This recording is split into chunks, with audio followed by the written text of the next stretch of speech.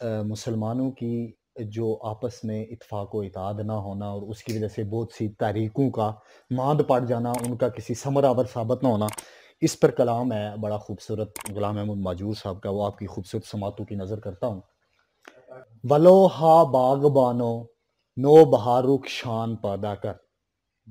کہ اے باغبان اب آ جا ایک نئی بہار پیدا کر۔ ٹھیک ہے، ولو ہا باغبانو نو بہارک شان پیدا کر، کھلن گل گت کرن بلبل تتھی سامان پیدا کر، کہ ایسا ماحول ایسا سما پیدا کر دے کہ پھول کھلنا شروع ہو جائیں اور بلبل ناچنا شروع ہو جائیں اور رقص کرنا شروع ہو جائیں۔ اگر بزناب ہن بستی، اگر تو چاہتا ہے کہ اس بستی کے اندر انقلاب برپا ہو جائے، اگر بزناب ہن بستی گلن مز تراف زیرو بم،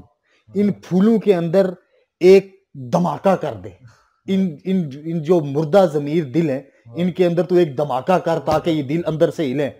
پھر اس کے دوسرے مصرے میں کہتے ہیں، پہلا مصرع اس طرح ہے کہ اگر وزناب ہن بستی گلن مز تراف زیرو بم، بنیول کر واب کر گگرائے کر طوفان پیدا کر، کہ زلزلے برپا کر دے، ہوائیں چلا دے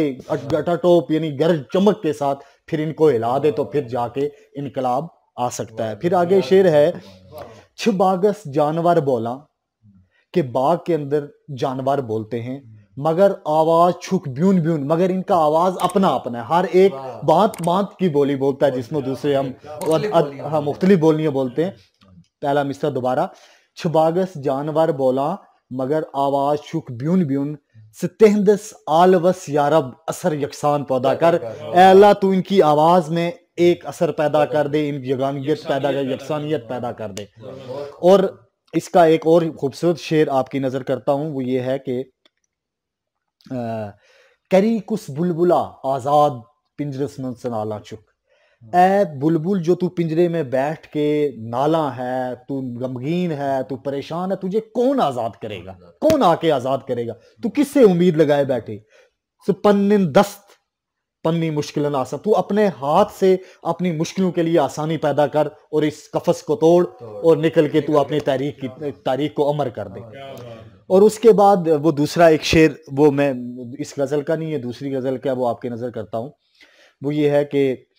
گلشنن پٹھ راج کرنو حق چھتم نے بلبلن، کہ گلشنوں کے اوپر، باغوں کے اوپر صرف ان بلبلوں کو حکومت کرنے کا حق ہے، راج کرنے کا حق ہے، یم جو گٹن مز اندھیرے میں گاش آون روشنی دکھائیں، جو اندھیرے میں روشنی دکھائیں، یم گٹن مز گاش آون ایل پنن زیل زیل،